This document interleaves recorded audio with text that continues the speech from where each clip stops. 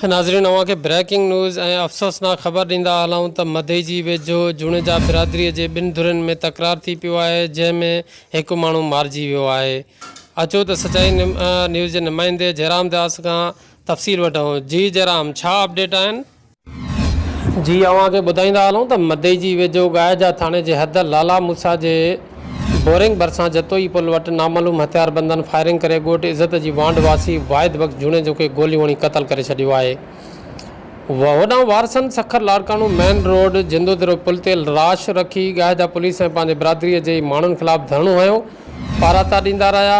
उन मौक़े ते मक़तूल जे वारसन साजिद अली जुणेजो, नदीम अख्तर जुणेजो मीडिया सां ॻाल्हाईंदे चयो त पंहिंजे ई बिरादरीअ जे माण्हुनि सां झेड़ो हलंदड़ आहे। सुबुह सवेर वाहिद बख़्श जुणेजो हाज़िरीअ ते वञी रहियो हुयो त बाअसर ज़ुल्फ़कार जुणेजो जे चवण ते जबार असलम अहमद अली ॿियनि हथियारनि जे ज़ोर ते गोलियूं हणी क़तल करे फ़रार थी विया आहिनि।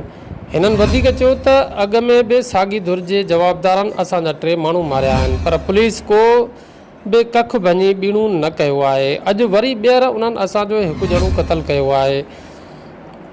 ॿिए पासे लाश ॻोठ पहुचण ते कोहराम मची वियो, जॾहिं त ॿिन्ही धुरनि जो ॻोठ हिकु हुजण करे वधीक खून रेज़ी जो ख़तरो पैदा थी पियो आहे।